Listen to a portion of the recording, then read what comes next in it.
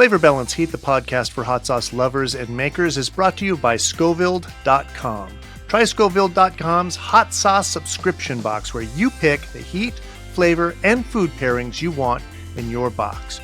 Get 1 or 3 bottles delivered to your door each month. Choose your heat level, flavor profile, and food pairings. And it's completely customizable each month. You no longer have to worry about getting sauces you don't like or won't use. Scoville.com specially curates each month's box based on your personal preferences. And best of all, High Desert Sauce Co., Butterfly Bakery of Vermont, and Irish Spike's unique hot sauces are all available at Scoville.com.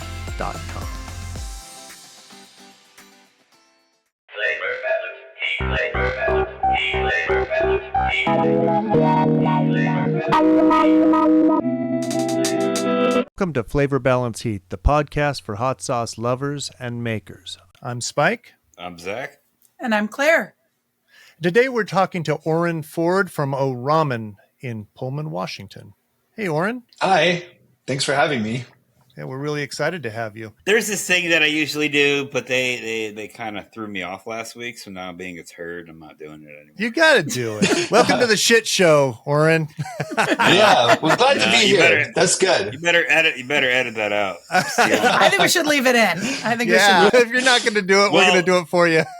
In that case, welcome to the shit show. There we go. I held it hostage. Motherfucker. You're lucky I don't have control over the editing. That would be entertaining. So, Orin, again, welcome to the shit show. Why don't you start off by telling us your history with spicy food and how that led you to designing a hot sauce with Spike? Yeah. Growing up, I didn't have a lot of hot sauce around. My Mom was one of the people that if you put too much black pepper on, she would think that it was spicy. And my dad, the only hot sauce I remember growing up was a random bottle of taco sauce. So we would make tacos and he would have, I guess probably a cayenne pepper sort of really generic taco sauce. And I didn't have too much exposure to spicy food until I started working at Sangria Grill, which was a Peruvian restaurant. And they had a sauce that was made from serrano peppers and mayo, and that was pretty mild and lots of cumin, really flavorful and really great.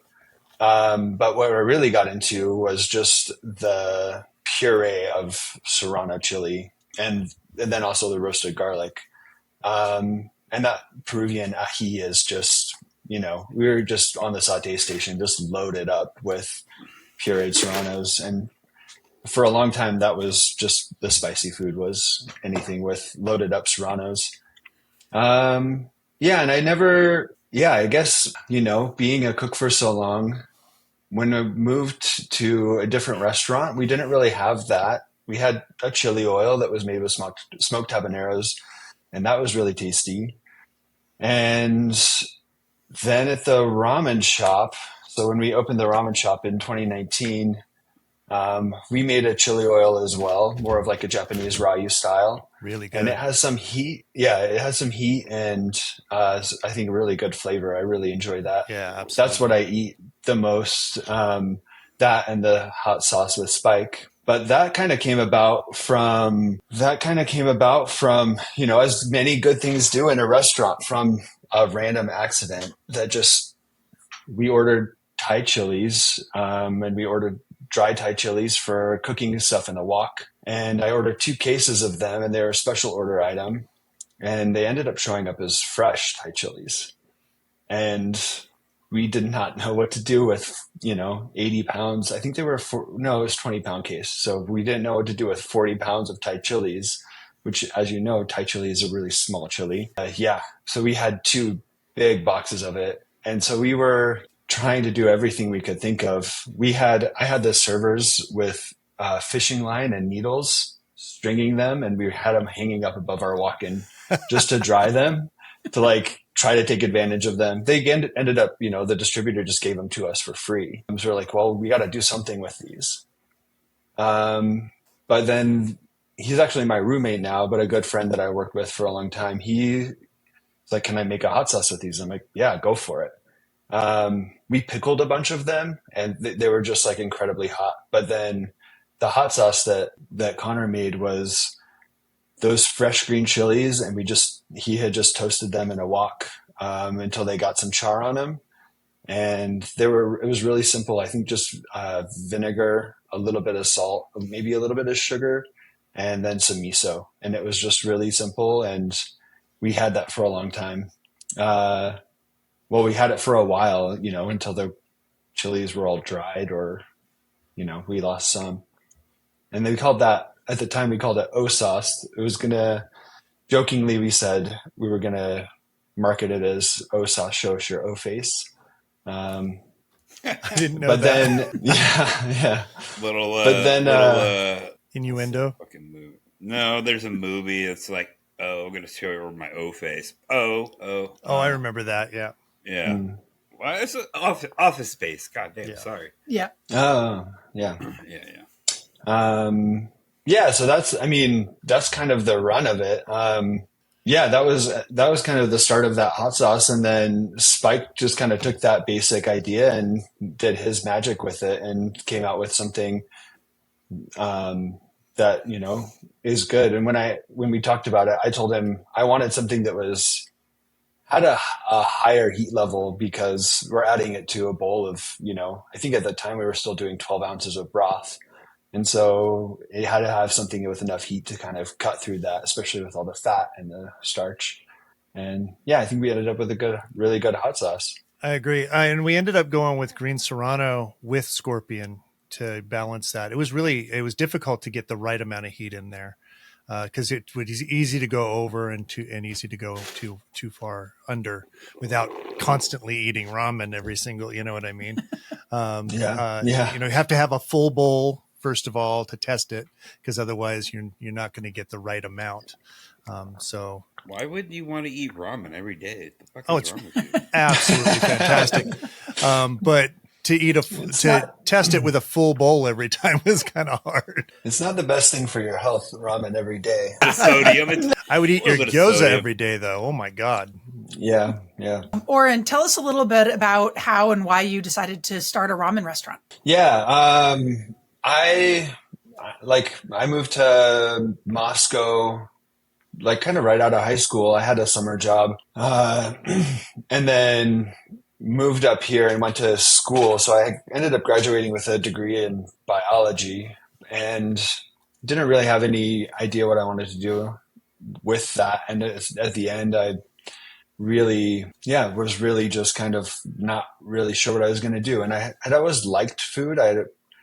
My family always cooked pretty generic, like American stuff, like tacos with seasoning of packet seasoning packet.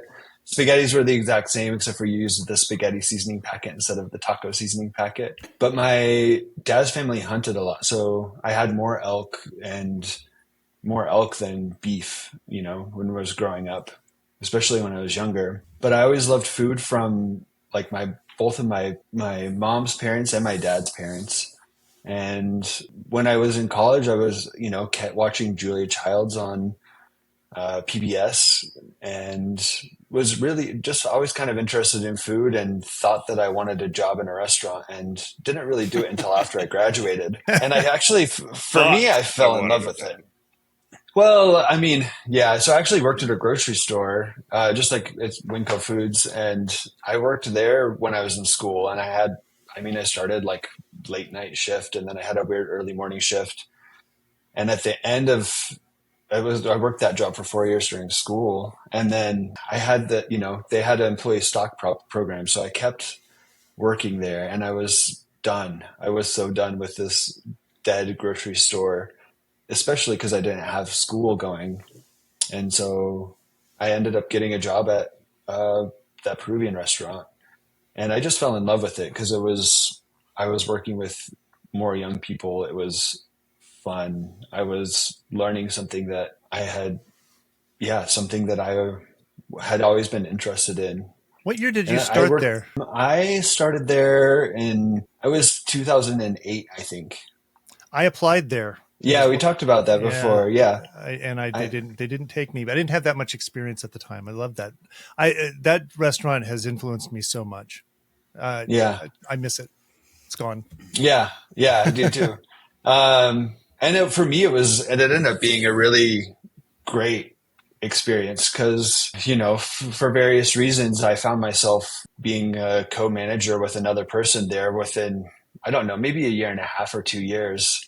And I don't know, the owners gave me because I was there all the time working, we also had a lot of fun things happen. Like I learned how to, butcher whole fish and all kinds of things like that. And then one time I just had this idea that I wanted to butcher an animal. And I think I had rabbits first, just found the local butcher shop, got some rabbits, got a whole, 3 or 4 rabbits, butchered them out, made a big stew. And then I remember making pho there, just on my days that I wasn't working, still cooking.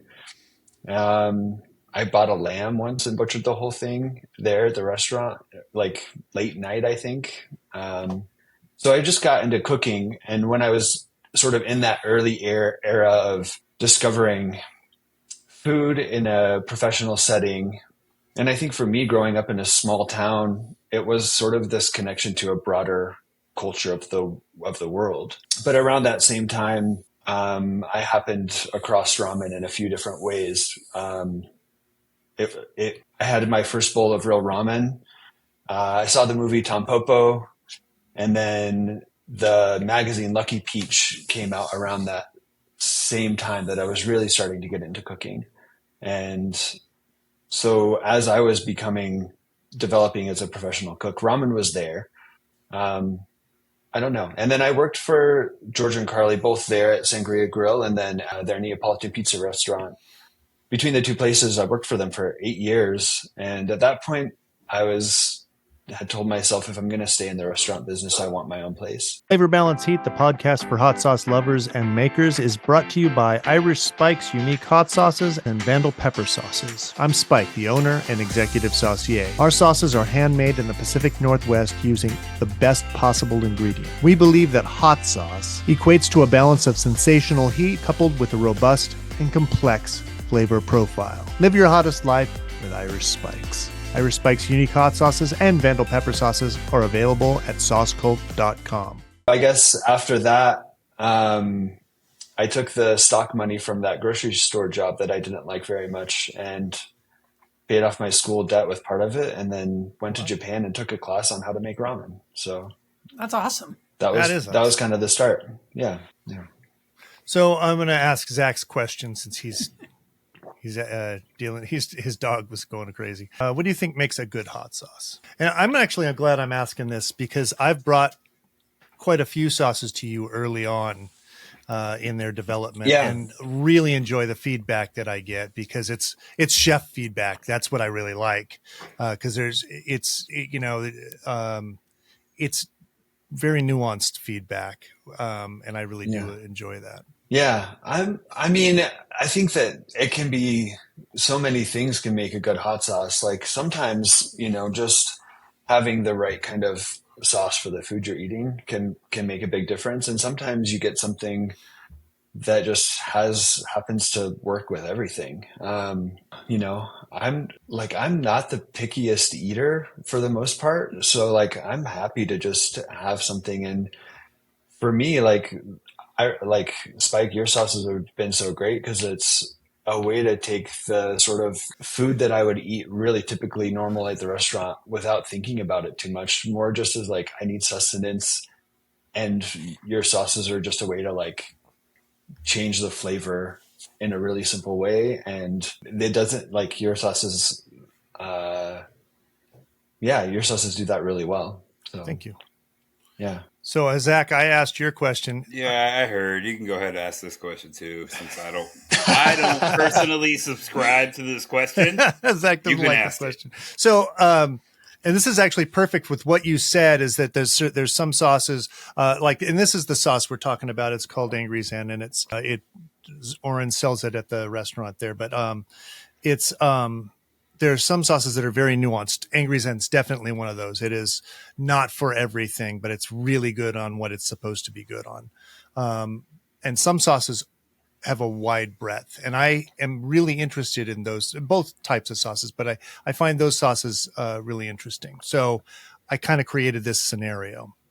You were on a desert island, or actually you were on a cruise ship.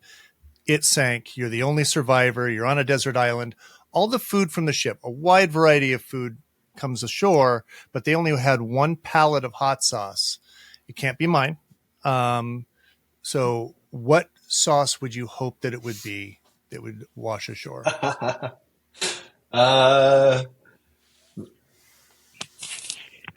Man, I don't like I said, I don't have a lot of experience. Like I don't have I haven't tried a lot of hot sauces. So for me, it would probably be like something that I really like, which I don't even know if other people really like this. I really like the green Tabasco sauce. I don't know what it is about that sauce. It's mild, but I feel like I don't even know if I would probably hate myself for being stuck with that sauce. I know. It's funny. Like I live with the person that sort of started that Thai chili hot sauce, and he has a fridge full of hot sauces. And so like I was going to bring one of those from his fridge, one that I also haven't tried, but I forgot to grab it and I am not at home. So yeah, I don't know what hot sauce I would be stuck with. Well, green Tabasco is perfectly suitable. I mean, it wouldn't be my choice, but it's perfectly suitable. Wait a minute, what? I think if any of us were stuck on a desert island, we would eat green Tabasco. Yeah. Well, that's not what I'm confused. What my confusion is coming from is Spike's adamant that Tabasco is a garbage sauce. It is, but that doesn't. Yeah, no, it is. So I say and green Tabasco is my worst, but it's perfectly suitable for anybody. Like I said, when I said it's perfectly suitable, I said I wouldn't use that. Or pick that, but that doesn't mean that Orin can't. But the thing is that and green Tabasco especially is not my thing. But I think it's a good sauce for just kind of going on everything. It is good for that. I would add more things to it to make it not just green Tabasco. That's for darn sure, though. I actually really like it when a guest says something for this that is not our favorite. You know, when was it Kenji that said black yucateco, right? Which is isn't that like, Zach, your least favorite sauce of all times? No, so that's actually one of the sauces that got me into Oh, really? Yeah. Really? That was I thought I remember you guys talking about. Oh, yeah, so yeah. But I think tasted it's like great. an ashtray. But I think it's great because it's, I mean, these are really popular sauces. Like, it's a reminder that we're in the minority. Yes. I mean, I think that it's like, I'm not going to like defend that sauce and say that it's a great sauce, but there is like, I think that it's something that like, I don't even have a bottle of it myself. Like, you're allowed to like it. Orin. Yeah. It's yeah. okay. I think that part of it is just that I think it was at the co-op and I ate a lot of stuff from the deli at the co-op and I would put it on anything. So it would go on something like pasta salad with mayo, or it would go on something else and it works, you know? Yeah. I think it was just, it's probably just the vinegar more than anything. I don't know. Yeah. Well, and we are all fans of vinegar forward sauces. So. Yeah. Yep. Yeah. I've recently gotten more complaints from my customers about vinegar forward sauces, and it really drives me nuts. Like, why? What are you saying, Zach? Someone reached out to me about your smoked onion sauce. They're like, tastes like vinegar. I'm like, what the hell are you talking about? Of all the sauces, I know. And I had a complaint. It could have been the same person, but somebody was like, it made my fingers taste like vinegar. And I just, and I tasted that. I had that same batch at home and I tasted it and I was like, it tastes fantastic to me. I like vinegar. So there's that. But I don't know. Recently I've gotten a handful of complaints and I feel like my sauces are less vinegary than they used to. And maybe that just opened it up to people who don't eat as much vinegar and then they're shocked at the vinegar forwardness of it. I don't know. Yeah. I get people like, we at farmers market when we're sampling, I'll get people that'll take again, our least, we have sauces with the least amount of vinegar. I don't least vinegary sauces. And they'll be like, oh, the vinegar, but then they'll have a vinegar based sauce and love it. And I can't obviously in front of them tell them you're an idiot or anything like that, but I'm thinking it. It makes me wonder, like, we undersalt that batch because that makes the vinegariness like taste more forward if there's less salt in it, like was there something like that? Or I don't know. I just always, we're using a locally made vinegar now. I'm like, is there something with that this batch is different? Because when you get distilled vinegar, it's all the same. I don't know. It always serves me when I get complaints, but my sauces taste great. It's fine. I can attest. You just got to learn that. how to not take it personally. I mean, I literally all of us have done cooking for a long enough time that if you take it personally, you shouldn't be in the industry. I'm on the threshold sometimes because I mean, if it's a valid complaint, I can understand. But if it's someone just being a little bitch, then I get mad about it. And I appreciate when they're nice about it and but it is amazing how many people who think their food opinion is fact. Yeah. And unless it's me, for sure in the restaurant. Here we are on a podcast talking about food. Yeah. I'm Claire George. I own Butterfly Bakery of Vermont. We make hot sauce, mustard, cookies, and granola, and 100% of our products are made with Vermont ingredients. The thing that I hear most often from people is that my hot sauce tastes like the peppers that are in it. We do really simple recipes that don't get too crazy and nitpicky, just to really accentuate the flavor of the peppers that are in there. The unique thing about our hot sauces is how much we feature the farm and the relationship with the farm and really bring the terroir of Vermont to our hot sauces. I am pretty sure I am the #1 purchaser of Vermont grown chili peppers. I would love it if there would be a legitimate pepper market in Vermont where people would know Vermont for its peppers. We're all better for supporting each other. And I think that part really shows itself with the collaborations that I do with the other businesses and the other farms, that I love working together and coming up with new ideas and presenting each other with new challenges. And I think overall that's the attitude here. And I absolutely love it because that's my attitude. I try to live my life with love. The ingredients that I use, I would say that my values are reflected in that I use ingredients that, again, feel good, feel loving, feel supportive. The relationship with the farmer was how it all began. If I changed the reason for it being, if I went out and bought some commodity peppers, it might not be as good. You can find Butterfly Bakery of Vermont hot sauce, mustard, granola, and cookies at butterflybakeryvt.com. Orin, if you had to give up cooking but could do anything else, what would you be doing? I mean, I really don't know. I wish I spent more time outside. That's one of the things that has been killing me with the restaurant. Yeah. And, last summer I just found myself in a situation where I was working, 10, 12-hour days. The 5 days that were open, plus sometimes on one of the days that were closed, and, more or less just being dead on the other day trying to recover. So, I'd really like to spend more time outside. That's been one of the big things. And I'm definitely in a better spot with my sort of work to the rest of my life balance right now, which is great. I don't know. I've been thinking about that too. Myself, what is it that I would do if I was doing something else? When I think the restaurant's hard and I'm all struggling, like, what else would I be doing?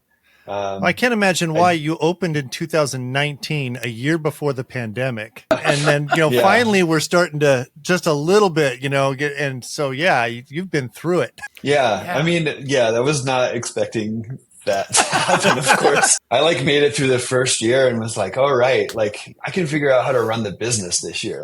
Maybe we can figure out how that end of this actually works instead of just surviving day to day. And then, we got shut down. We're like, oh, we're reinventing how we survive. Yeah. But yeah. Was there anything that came from that? Like things that you adopted to survive during the pandemic that you kept after the pandemic? Yeah, actually we did almost zero to go before the pandemic. We had to go stuff, but it wasn't really a part of the business. Just, like, you know, we didn't put a lot of emphasis on it because it's ramen, and it works. It works okay. But, you know, having to go in Washington, we were shut down for delivery only. So we really figured out how to do some to-goes.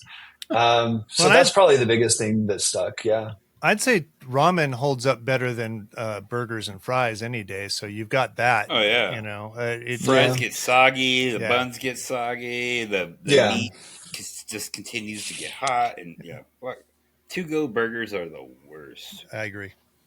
Yeah. Well, I don't know. Sometimes those ones that are packed in there and that steam kind of makes the bun meld to the burger. It's pretty fucking good. Yeah, but if you order a burger medium and by the time you get home, it's a little on the thin side. Yeah, it's like it's chewy. It's a whole thing. Not that I can chew anything. So my husband's family, my husband's from Quebec, and his family owns a snack bar up in Quebec called Barry's, and it's really really good food: poutine, burgers, chicken, all the things you would expect from a Quebec snack bar. And when he was 9 years old, his family moved to the States, and they were about 45 minutes away from that snack bar. And so his grandfather occasionally would come and pick him up down in the States. They would go up to the snack bar, get snacks, bring it down, or his dad would go up and get the snacks, bring them down. But they would never eat them until they were back at home. And so he has this incredible fondness for like soggy, like leftover cold fast food. So we eat like a stupid amount of that here at home. Like it's just become a thing in our family. All right. This one. This question. So you've met Spike, right? Obviously. You know how it works. He wants to bring $100 hot sauce to market. So if you personally were to spend $100 on one bottle of hot sauce, what ingredient would you hope would be in that sauce to warrant that $100 price tag? It could be an ingredient. It could be a packaging idea. It could be, Yeah, I listened to a couple of the somewhat recent episodes. So I knew that question was coming, and like, man, like some of the things that I heard, like, I don't know that there's got to be some really expensive, soy sauce type ingredient that's really, but what do you do to that to sort of bring that up? I was really interested in the packaging that I think Claire had mentioned about the wood shaving system. I don't remember what that was, but yeah. So, some other thought that I had, and I don't know like if this would be realistic for like a hot sauce, but like, it certainly wouldn't be for everybody, but some kind of, really reduced like Bordelaise type hard beef reduction where you get this rich flavor from something like that. But yeah, we got again, like that's going to really limit who would be interested in that. So you got to keep it on the vegetarian side. One of the things now in that hot sauce that you guys made that I made the riff on, basically, it wasn't kombu. Didn't you cook it in kombu or something like that for a while, or am I wrong? I think that the original sauce was, I remember talking to you about kombu. Yeah. But I don't think there was any originally in it. Okay. Yeah. So we've been toying with doing a ponzu. It's one of the ideas we've had. And I did some research, and I think I have some ideas on it. And I'd love to, because with your background, it's kind of perfect. I think we should make our own soy sauce. Interesting. Which is it's koji fermentation, so not koji fermentation. So that's perfect. You've already been looking into that, Claire. I looked up people making their own soy sauce. It takes a good long time, so that would be perfect. And then I was thinking, this is just throwing it out there, yuzu. I do have somebody that can get yuzu for us.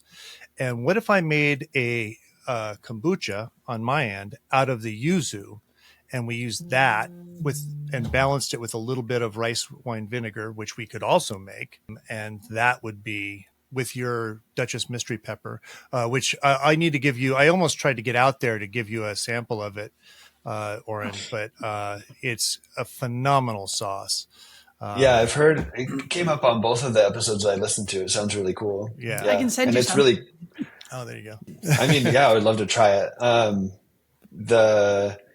It's also what a great story that it's just a random sort of pepper that popped up.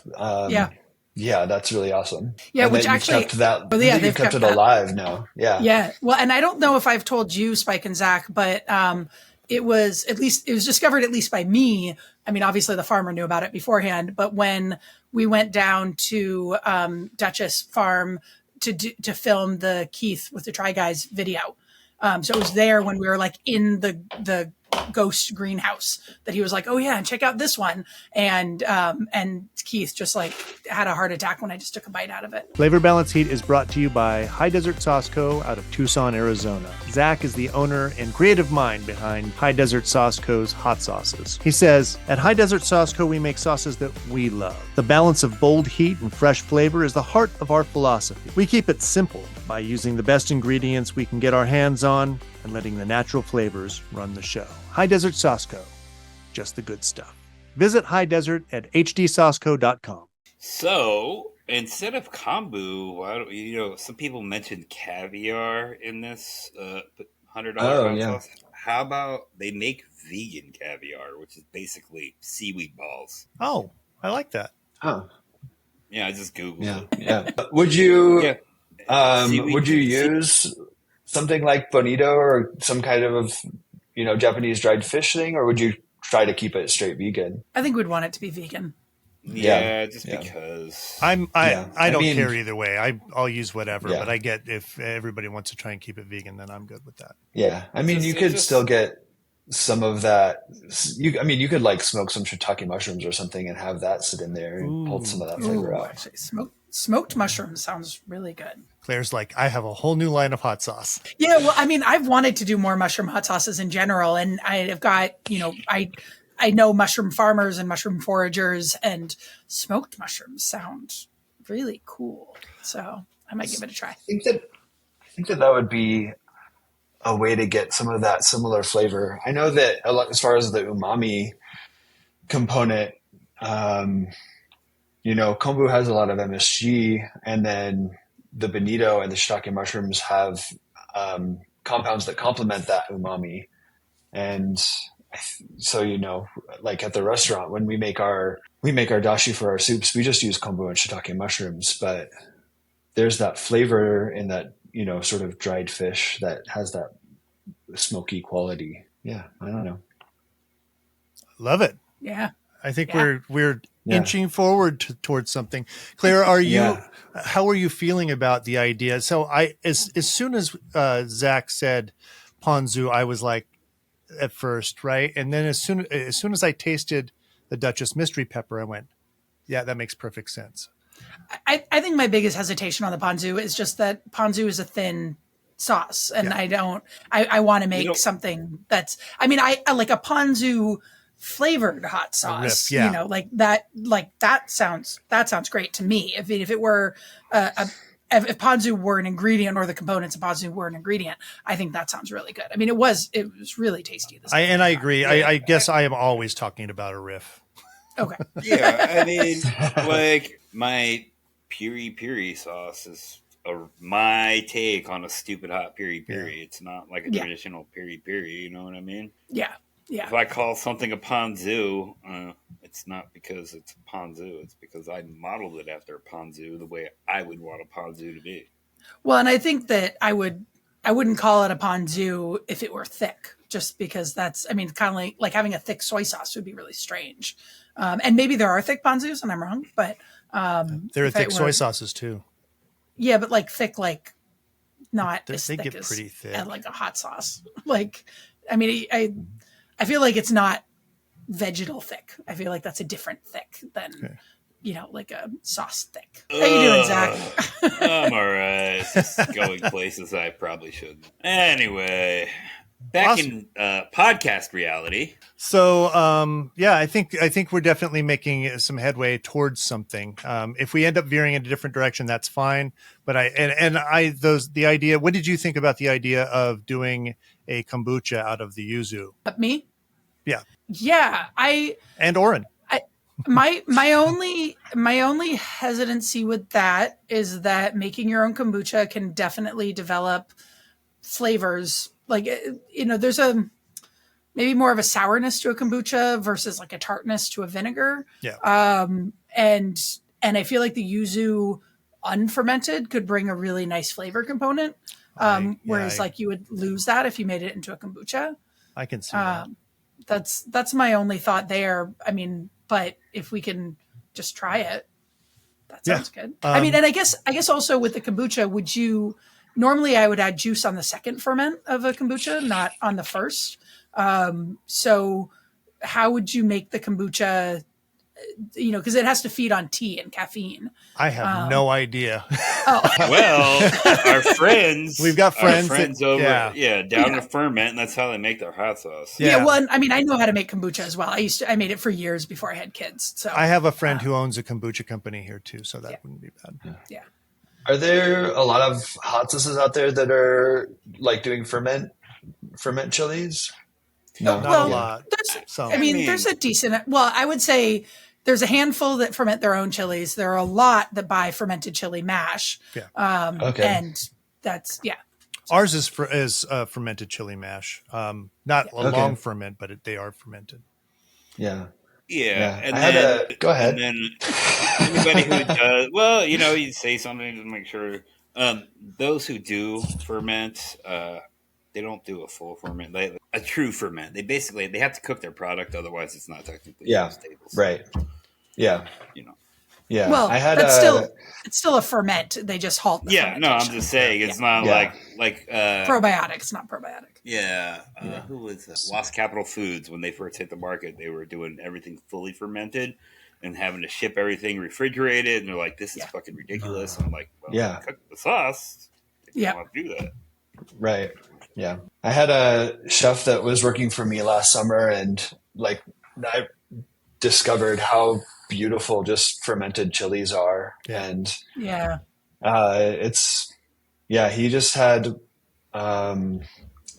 I think we mostly had Serrano chilies. He had whatever random chilies. So we had Serrano chilies that we were fermenting and we were making kimchi with, which of course we can't do anymore with the health department. We need to jump through some more hoops if we were going to do that. But the hot sauce that he made was just, I don't know, random peppers from the market with some onion and ginger and green onions, and just kind of, hung out in the office for about a month fermenting. I think it was more than 2 weeks for sure. And then just like run that through the blender and pass it through a strainer. And that hot sauce is just, the flavor of those fermented chilies that's something I just recently learned last year. And I love that. Yeah. So I'm curious what the issue the health department has with you fermenting. Well, I mean, so I think that I can do it, but you just have to. So the first one is anything that's like stored over 7 days, you have to file a variance for.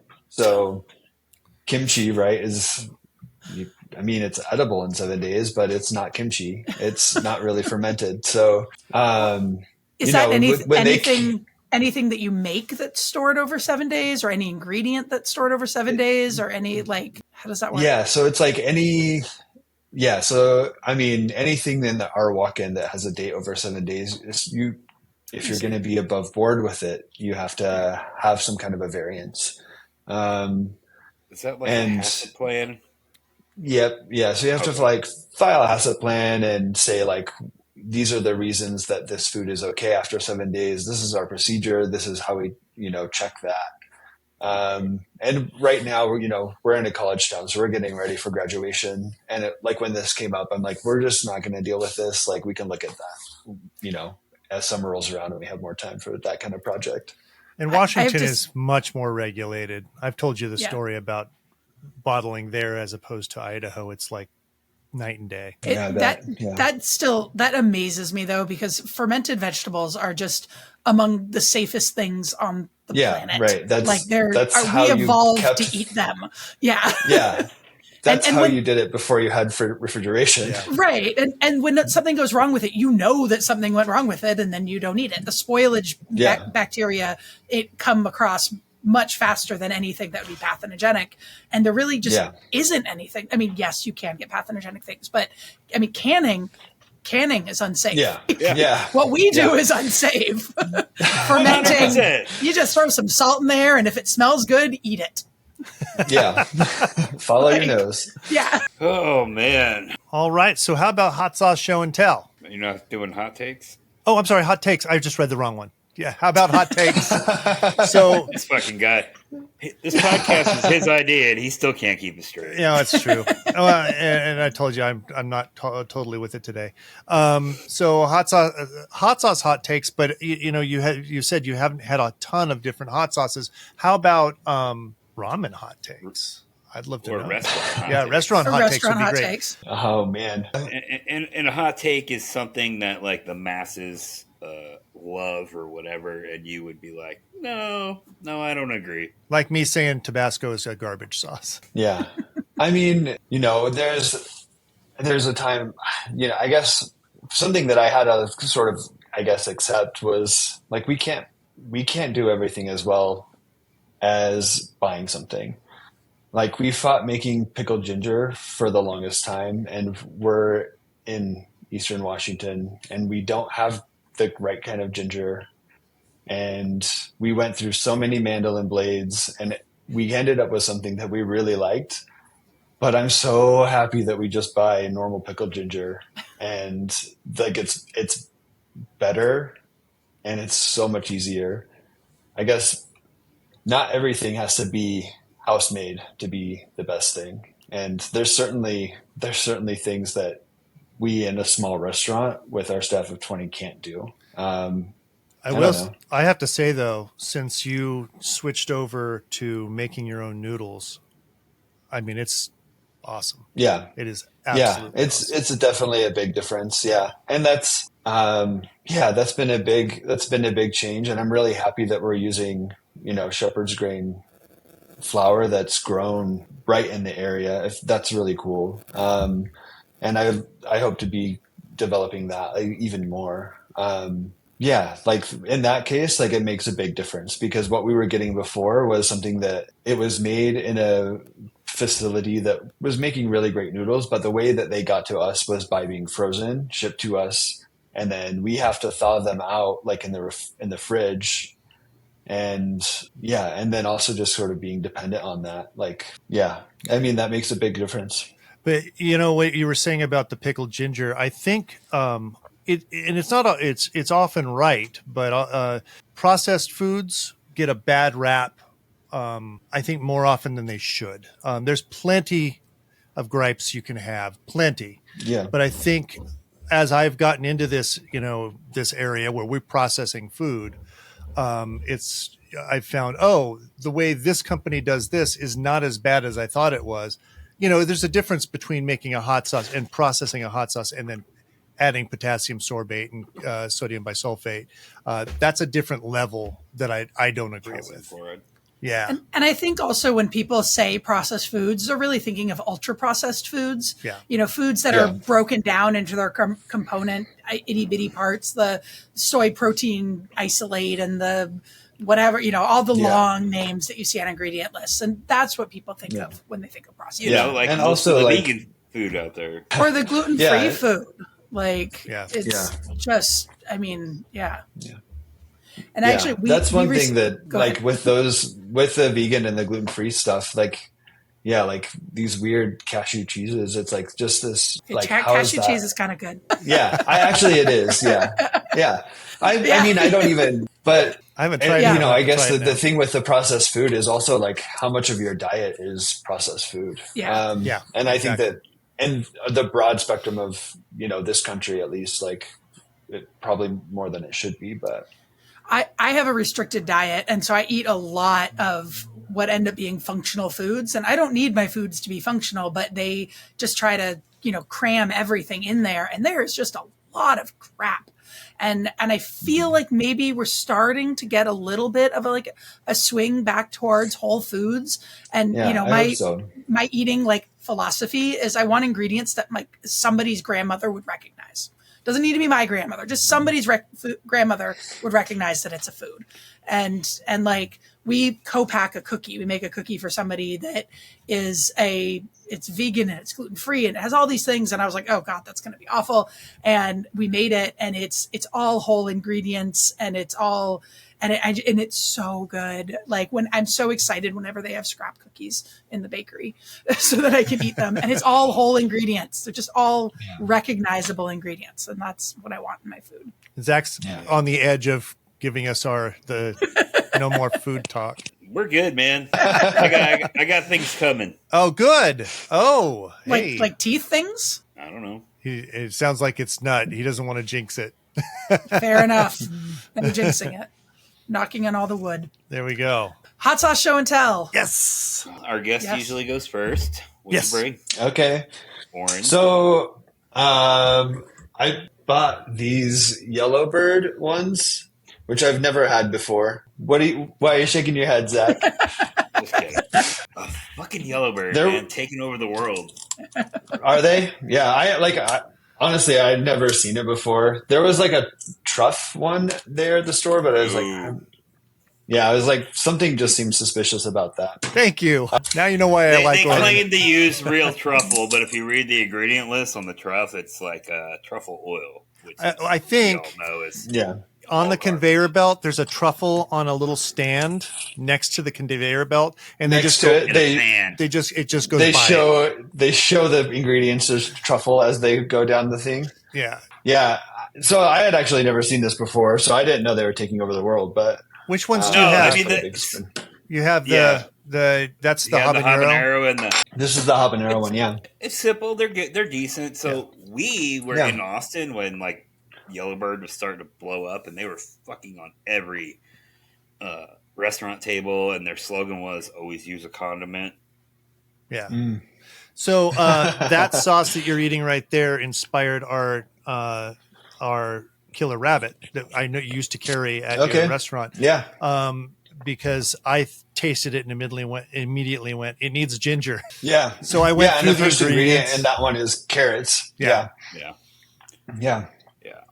So, what'd you bring, Claire? Zach? Oh no, what'd you bring? What'd I bring? I brought Poiriers from Heartbeat. Oh, awesome. I don't remember if I brought it here before, but my husband, this is his go-to, just always reaching for it sauce. I really enjoy it. I mean, nice Louisiana style, vinegar forward, and of course made by our good friend at Heartbeat. So that's great. Yeah, so good. I got Bear River Bottling's Green Canyon Fire Roasted Verde. I mean, it's a good sauce.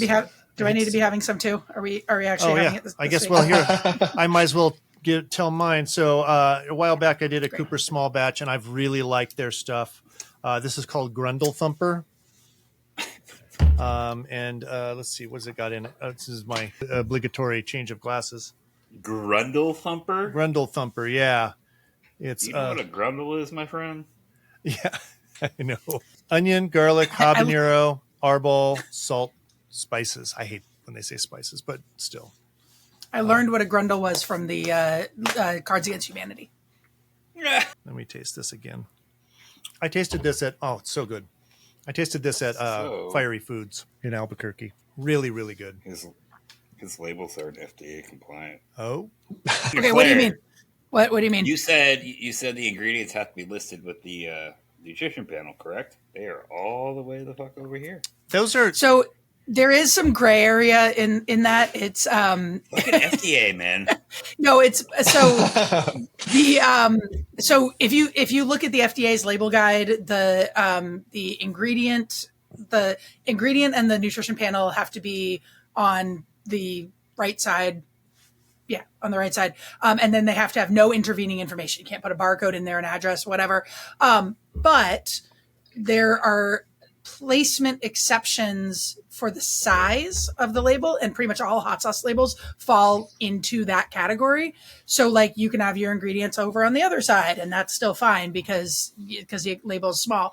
However, the no intervening information, I don't think that changes based on size. So that should be together, is my reading of it. And the size issue is why we can have the abbreviated, the smaller nutrition panel like this one. Yes.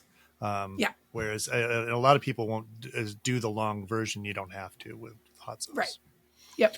As long as it calories, sodium, and I believe added sugars are listed in the I don't think added sugars. No, not added.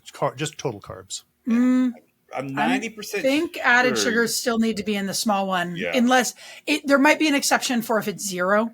Yeah, if it's zero, that's the thing. Do you have the 2016 nutrition panels, Spike? Because the newer ones say added sugars, the older ones don't. This is the newer ones. The newer ones. Yeah, and it's if it's below, I think it's not below zero, but it's somewhere in there. It's right. It just passes. The only one that we use that tiny label on is our caramel, which of course has a lot of added sugar. So we don't. It still says added sugar. Yeah, I just use the whole fucking panel. Orin, I miss the days of being in a restaurant. I mean, I don't miss the restaurant because of all the stress that you immediately get, but I do miss the days when I could just dream something up and push it out.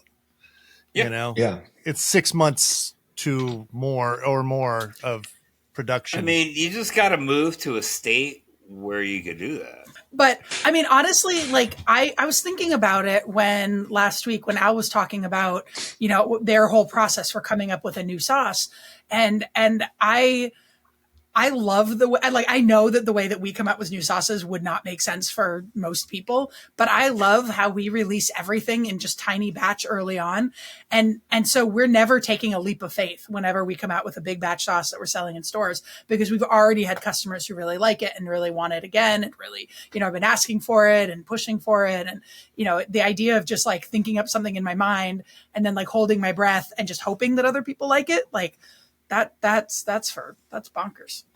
And I do like that's the dilemma that I'm running up against is I've done this premium sauce line, and now I've got one of the sauces that those are one batch a year and then it's gone. And one of our sauces, our pizza hot sauce, was so popular, I'm tempted to make it year round. It would mean I'd have to change what we're doing. Don't do it. I don't know, man. I think it would sell year round because it's the black garlic reduced balsamic and Calabrian chili. And I think that was gone so fast and people are constantly asking me for it. Okay. So here's the thing. How easily accessible are the Calabrian chilies? Not very easily accessible. Exactly. Well, the dried are, so I can reconstitute the dried and it's fine. But the fresh ones, I've got one farmer that's willing to do it. I'm going to talk to another farmer, though, that might be able to do more for me. But we're not set up like Claire is with a 2,000 square foot freezer. I can't just freeze. Nobody is. Yeah. Nobody in their right mind is. I mean, you're the one in your right mind because you were thinking it. Well, obviously you bought it. Did you buy that with the building? Did that come with the building? Or was No, I had to build it. It cost $200,000 to build it. Wow. No wonder why you don't have any money. Yep. That freezer is almost the size of my restaurant. It's bigger than my house. It's bigger than my entire house. So, yeah. Yep. Yeah. All right, Orin. So, what's next for you? Where do you see what is the name of your ramen place, by the way? O-Ramen. O-Ramen. O-Ramen. Okay. So, what's next for you? Where do you see O-Ramen going? Do you want a franchise? I don't, I looked at a spot in Moscow, but I wasn't ready at the time, especially still like post-pandemic. So I don't know. Right now, like, the next couple of weeks we have graduation coming up, so big weekends, get through that, and then work on some HACCP plans for my health department to be happy. But then this summer we're gonna kind of work on bringing in a couple of probably start bringing in some more not ramen stuff. We have like sandwiches and some rice bowls and poke. but we'll probably bring in some katsu like that we could use on a sandwich and a rice bowl, just some other stuff, because not everybody likes eating hot soup in the middle of the summer. I think it's a great way to get sweaty and then you cool off, but it's not for everybody. So I think that for us, that's going to be kind of the next big step, is just kind of trying to work all of that stuff into the menu, get it dialed in so that when we get busy in the fall, we can hang tight with it. Yeah. Awesome. Have you ever considered doing a challenge ramen? I mean, we get asked, like, the staff, being mostly college students, are always like, oh, we should do like a really big ramen bowl, or we should do a really spicy one. And we have, our spicy food is pretty spicy. So I don't think of the hot sauce. Like our spicy miso, usually if you go to a spicy miso in a ramen shop, it has a regular miso with a little bit of gochujang and maybe a little bit of extra spices, but ours is hot. Like ours is very spicy, and we have a spice bomb, which is just dried chilies and black pepper and Sichuan peppercorn, and it's not hot enough. Like we had Zac, to cut it in half, and people still complain about it. You know what? I bet you a challenge, and we can talk about like peppers, but a challenge ramen would actually do really, really well because of the college. Yeah, and it would be something you could do, just a normal thing. There's a bunch of challenge ramens around the country, and they're kind of a thing, and I think it would do really well there. Not to try and talk you into anything. I get why we wouldn't want to, because you basically genuinely are ruining the ramen just so that these people can have a challenge. I mean, ruining the food. This is this beautiful dish, and now, I'm going to so here's the thing. If you're going to do a challenge ramen, literally broth, noodles, that's what you can use your frozen noodles for. Broth, shitty noodles, and just some stupid hot chili oil to go with it, Yeah, Here's chili oil is a good idea because it'll stick. Yeah, it's true. Yeah. I can give you some really hot stuff to play around with if you want. Yeah? Yeah. Okay. You said you know somewhere to get yuzu from? Yes. Yeah. I talked to a company in California, and as soon as it comes in, I'll hook you up with them. Really nice. It's the only stuff you can buy they'll actually send the fruit to us when it comes in, and they'll send green during the green season and yellow during the yellow season. I think yellow is November, December, and green is like September, October, if I remember correctly. Yeah. I mean, it's not something, it's not easy to find out here. Yeah. Like, that's part of my big challenge running the restaurant is, we're, mostly focused on Japanese style stuff. And even to get kombu, like, unless I'm going to buy it from Amazon, I'm in this situation where I drive to Seattle. And like, thankfully I can fit enough in my car, like shiitake mushrooms and kombu and usupuchi soy sauce and other stuff, that it only ends up being 3 times a year. So it's not too bad. Sometimes I can get them to ship it to Coeur d'Alene, but yeah. Orin, do you have any questions for us? Maybe this is something that your listeners would already know, but do you have hot sauces that sort of got you into this game? Like that's something that Zac mentioned, one of them. I don't remember what it was, but it was the black yucateco, right, Zac, that got you into hot sauce? Yeah, so growing up, my stepdad grew his own hot peppers, like Carolina Reapers, ghost peppers, you know what I mean? In a garden. That was like his time.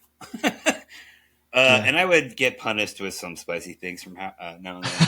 And I stayed away from spicy food most of my life, and then I got sober, and Dana introduced me to spicy food, and well, maybe not spicy food, but like hot sauce specifically. And then I just kind of started making hot sauce one day.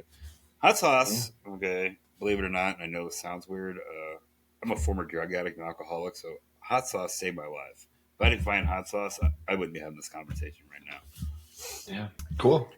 Yeah, I mean, for me, it was my dad was really into spicy foods. Like he used to tell us about how he killed his taste buds. He lost his taste buds for a month from eating too much spicy food. Which I know, right? When I think about that now, I'm like, really, Dad? Like, I think you were just eating salsa. Like maybe you had like some respiratory thing and didn't know it. but yeah, my dad had a little like altar to hot sauce in the dining room growing up. I ate my first habanero when I was 9, which, nowadays, lots of kids are doing that, but back then it was unusual. Grew up in California too. So just lots of really great chili peppers just in the grocery store. And in terms of craft hot sauce, I liked Cholula. I was always excited when a restaurant would have Cholula instead of just Tabasco. I'm not a chili head. Like, I enjoy heat. I enjoy putting it in my food. I enjoy poblanos instead of bell peppers, or, that sort of like just adding a little bit of heat to everything. But I'm not, and I can tolerate the really insane stuff. I just, meh. like if you want to do that to yourself, sure. And I do, and I do that for work, sometimes before I've eaten breakfast. Yeah, I know, right? Like, I go in at like 9 a.m. and I'm like eating Reapers. Gotta make sure that it's the right pepper you're putting in your shit. Yeah. Make sure it's the right pepper and make sure the flavor's right and all that. And like developing taco vibes was so brutal. But yeah, a lot of taste after taste after taste. Our pumpkin laid me out. Just laid me out. Yeah. Oh, It's not even that hot, man. It's not that hot because I dialed it back. I start up here and then I move it back. You to know where what I though? would like That was developed a few years ago. Yeah, but seriously, it had twice the amount of peppers in there. I don't like that. I don't see the point in it. I think you're just killing the food you're putting it on when you're putting it that hot. And so I won't do that for the most part. I'll get up to that edge as close as I possibly can. But as soon as you go into that level where you're just killing the food, it just feels wrong. It feels like I'm doing something not right. There's people out there that Right. have a tolerance that Right. fucking high that, you know what I mean? I understand that for you, but there is a demographic. Granted, it is much smaller. Very small. And that's what we were aiming with the taco vibes. I feel like a lot of people who are in that like upper tier of like insane spiciness, they tend to get kind of shitty hot sauces because people are like, well, I'm just going to do some peppers and vinegar and call it a day. And it's nice to put in some flavor and make it balanced, make it taste good because they can taste it. Everybody else can't, but they can. You know what though, Claire? I would say I love taco vibes, and I don't like sauces that but I don't think it's in that realm. It's hot. But I mean, the stuff we're talking about, that there's people, it's like that. You're right at that line where you're not killing the food. You can put that on a taco and it actually is good. And I think some of that's because it has flavor. I mean, it has the right amount of salt. It's got lime and cumin and coriander and all of that. So it is going to be a compliment to the food before it obliterates it. Yeah. You can tell you did a lot of testing in it. With it. Yeah, I did. Yeah. Oh, and me. So the question you asked, Secret Aardvark, man. I love that sauce, and they are. I love the company, what they do, and I want to. Every sauce I make, I measure, not as much anymore. At least early on, I measured according to Secret Aardvark's habanero.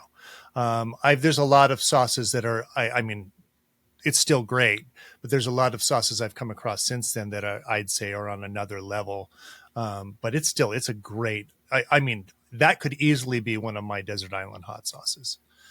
You could put that on anything. And that's why I revere it so much, because it's really well done. It's got a lot of nuance to it, and it's still beautiful. Oh. Yeah, I've heard about Secret Aardvark, but I haven't had any. I'll have to pick some of that up. Oh yeah, I'll drop some off for you, along with a couple of new ones. All right, you ready for the speed round? Yeah, you ready for a speed round? I had to alter this. This is usually for hot sauce makers, but we have other people on here, and so I just alter it a little bit. You win the lottery. What's the first piece of equipment you get? Speed round. Yeah. Oh, sorry. No thinking. Let me start that again. Is that? Am I? Yeah. Just sorry. for me. We said okay, speed round, but we didn't sense explain that you're it. asking me. Yeah. So I'm like just. let me ask it again real quick. Noodle boiling machine. Yeah. All right. So hold on. Yeah. This is the speed round. I'm going to ask you a bunch of questions, and they're going to. We want a quick answer, just a real quick answer. Okay. So you win the lottery. What's the first piece of equipment you get? A noodle boiling machine. Awesome. If you could go back in time and change one thing about your business, what would it be? Start with table service, not counter service. If you could collaborate with any other chef, who would it be? I know you have a little bit, but Kenji seems cool. Oh, yeah. That would be a good one. He was talking about coming through the area at one point. Speed round. Real quick. And I actually wanted to take him to your place really bad. I was hoping, and I've talked to him about it a couple times. All right. You have to pare down your menu to only one item. What would it be? Tonkotsu ramen. The simple stuff. Yeah. If O-Ramen was a caveman or cave person, would it be a hunter or a gatherer, and why? Hunter. We need bones. That's true. Yeah, I like that. If you could purchase the rights to any song, what would the theme song for O-Ramen be? And you can say no. I don't have an answer if you need to. Yeah, I don't know that I have an answer for that one. That one, not a speed answer. I always get caught up thinking about music, but yeah. So this is usually asked of a hot sauce company, but I can't stop. But I have to ask you: if Pepto-Bismol asked you to help them make a hot sauce, what ingredient would you start with?